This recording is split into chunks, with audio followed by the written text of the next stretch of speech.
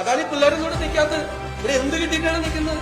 ഒരു എഞ്ചിനീയറിംഗ് ഗ്രാജുവേറ്റിന് ജോലി കൊടുക്കാൻ പറ്റിയ എത്ര പൊതുമേഖലാ സ്ഥാപനങ്ങളുണ്ട്? വേണ്ട, ഈ കുട്ടികൾക്ക് ജോലിയൊന്നും വേണ്ടേ? 25 കൊല്ലം പുറകെ നടക്കുവാണ് കേരളം. ഞങ്ങൾ അതിനല്ല വന്നിരിക്കുന്നത്. 25 കൊല്ലത്തേക്ക് മുമ്പിലേക്ക് കൊണ്ടുപോകുന്നതിന് വേണ്ടിയിട്ടാ, പണം ഉണ്ടാക്കി പാവപ്പെട്ടവരെ സഹായിക്കാൻ വേണ്ടിയിട്ടാ. ഇപ്പൊ പ്രതിപക്ഷ നേതാവ് ആക്ഷേപിച്ചെന്ന് പറഞ്ഞു സ്വകാര്യ നിക്ഷേപങ്ങളെ മുഴുവൻ കൊണ്ടുവരാൻ വേണ്ടിയിട്ടാണ് ഈ ബജറ്റ് എന്ന് പറഞ്ഞത്. ശരിയാണ്. അല്ല, കേൾക്ക്, അദ്ദേഹത്തിന്റെ ആക്ഷേപത്തെ ഞാൻ പൂർണ്ണമായി സ്വീകരിക്കുന്നു. സ്വകാര്യ നിക്ഷേപം ഇവിടെ ഉണ്ടാവണം.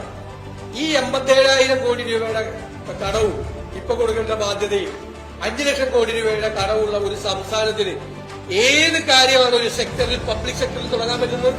ഇവിടെ ഇൻവെസ്റ്റ്മെന്റ് വേണ്ടേ? ഇവിടെ മത്സരിക്കുകയാണ് സംസ്ഥാനങ്ങൾ, ഇന്ത്യയിലെ സംസ്ഥാനങ്ങൾ. ഓരോ ഇൻവെസ്റ്റ്മെന്റും കൊണ്ടുപോകുന്നതിന് വേണ്ടി തമിഴ്നാടും കർണാടകയും മഹാരാഷ്ട്രയും തെലങ്കാനയും ആന്ധ്രയും ഹരിയാനയും ഇവിടെ വരാൻ പാടില്ല ആരും. അതല്ല ഞങ്ങളുടെ നയം. ഞങ്ങൾ സ്വകാര്യ നിക്ഷേപത്തെ പ്രോത്സാഹിപ്പിക്കും, ഇൻവെസ്റ്റ്മെന്റിനെ പ്രോത്സാഹിപ്പിക്കും. അതുവഴിയെ സമ്പദ്ഘടനയെ മെച്ചപ്പെടുത്താൻ പറ്റുള്ളൂ. ആർക്കാണ് ഗവൺമെന്റ് തൊഴിൽ കൊടുക്കുന്നത്? എല്ലാ പബ്ലിക് സെക്ടറിലും കോൺട്രാക്ട് ലേബറിനെ വെക്കുന്നത്. KMML ആളെടുത്തിട്ട് എത്ര നാളായി? IRL ആളെടുത്തിട്ട് എത്ര നാളായി? കേരളത്തിന്റെ പൊതുമേഖലാ സ്ഥാപനമായ TCCയിൽ ഒരു അപ്പോയിന്റ്മെന്റ് നടന്നിട്ട് എത്ര നാളായി? ഞാനവിടെയൊക്കെ യൂണിയൻ പ്രസിഡന്റാണ്. ഒരു പുതിയ ഒരാൾക്ക് ജോലി കൊടുക്കാൻ പറ്റുന്നില്ല.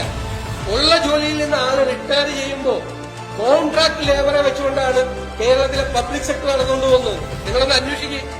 ഈ ട്രാക്കോ പൂട്ടിപ്പോയില്ലേ? ടെൽക്ക് പൂട്ടലിന്റെ വക്കിലാണ്. അഗ്രോ മെഷീനറി കോർപ്പറേഷൻ പൂട്ടലിന്റെ വക്കിലാണ്.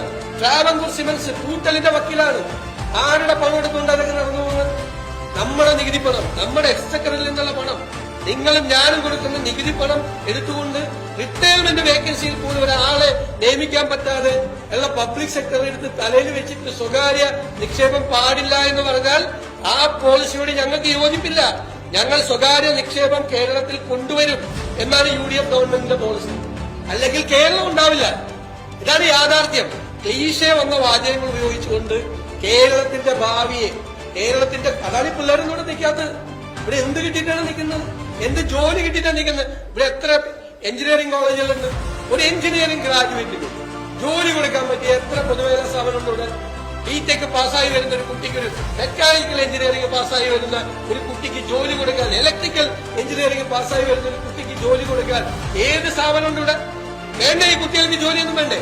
25 കൊല്ലം പുറകെ നടക്കുവാണ് കേരളം. ഞങ്ങൾ അതിനല്ല വന്നിരിക്കുന്നത്.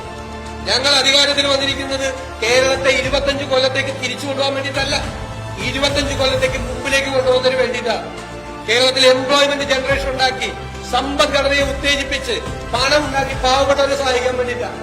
ഈ പണം കൊണ്ട് വെൽഫെയർ പ്രോജക്റ്റുകൾ നടപ്പാക്കും. 5 പൈസ കയ്യിലില്ല.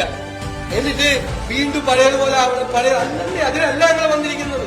ഞങ്ങൾ ഇതെല്ലാം ജനങ്ങളോട് തെരഞ്ഞെടുപ്പിന് മുമ്പ് തന്നെ പറഞ്ഞിട്ടാണ് വന്നിരിക്കുന്നത്. ഒരു പൊതുമേഖലാ സ്ഥാപനവും വിറ്റഴിക്കുന്ന ഒരു വാചകം ഈ ബജറ്റിലില്ല. പിന്നെ എന്തിനാ ഈ ക്ലീശേ വന്ന വാചകം ആവർത്തിച്ചുകൊണ്ട് വരണേ?